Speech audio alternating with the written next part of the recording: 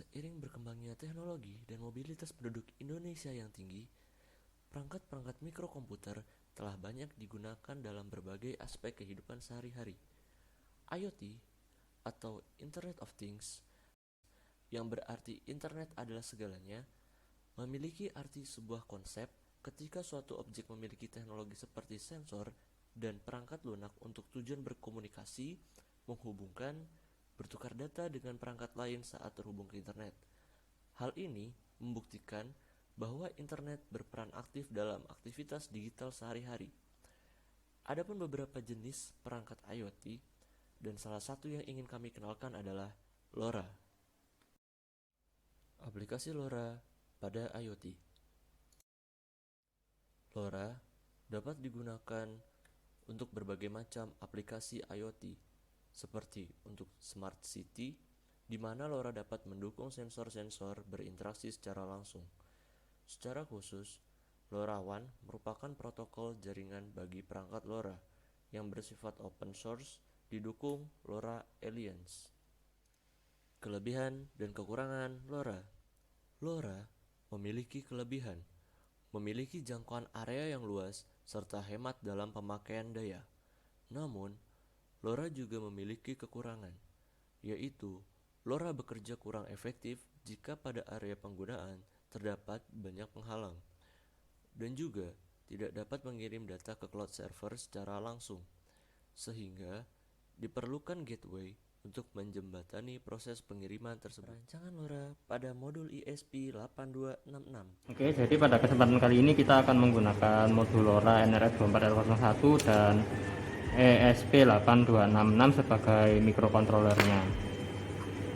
Oke, untuk pertama-tama saya akan menggunakan ESP8266 ini dan akan meletakkannya pada suatu akrilik hingga berbentuk seperti ini. Jadi akriliknya ini sebagai wadah atau tatakan untuk komponen-komponennya tadi itu akan ditempatkan.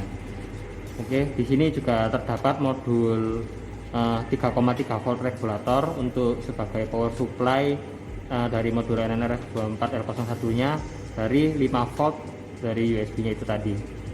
Oke, jadi yang pertama-tama kita lakukan adalah memasang modul NRF24L01 kepada modul regulatornya seperti ini. Oke,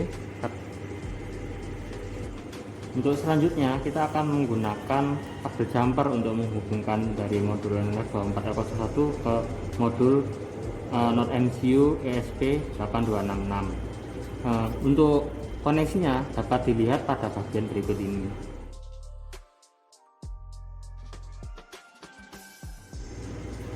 Untuk nama-nama pin pada modul NRF24L01 dapat dilihat pada label yang berada pada power regulator modul tersebut. Di sini terdapat CE, CSN, SCK, MOSI, MISO, dan 3 VCC dan ground. Oke, yang pertama-tama adalah kita akan menghubungkan power supply-nya, yaitu dengan menghubungkan VCC dan ground pada modul NRF24L01 kepada modul Node MCU.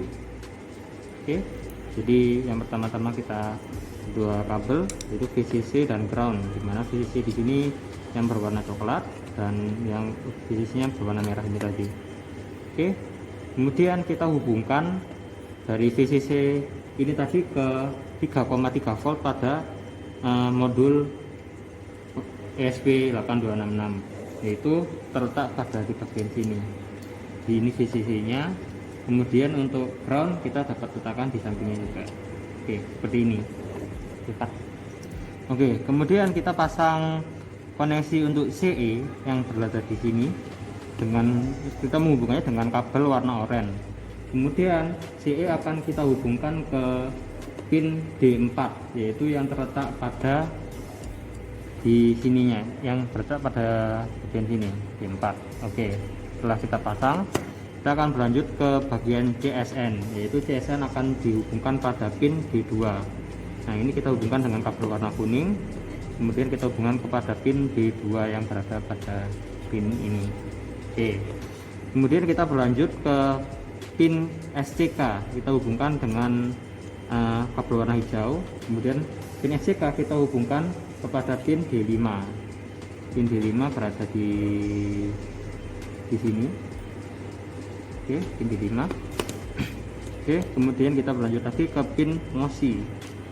Nah, pin MOSI ini kita hubungkan pada pin D7, yaitu sudah terhubung dengan kabel warna biru ke pin D7 yang berada pada pin sini. Oke. Nah, yang terakhir kita hubungkan MISO ke pin D6 yang berada di sini. Oke.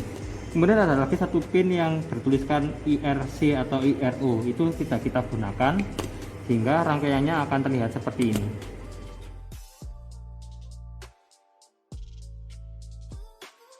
Oke, jadi untuk percobaan ini kita akan membuat dua modul, yaitu modul 1 dan modul 2. Karena kita membutuhkan uji coba komunikasi antara dua modul, maka kita akan menguji komunikasi antara modul 1 ke modul 2 dan juga modul 2 ke modul 1, di mana kedua-duanya dapat berfungsi sebagai transmitter atau receiver pada saat yang bersamaan.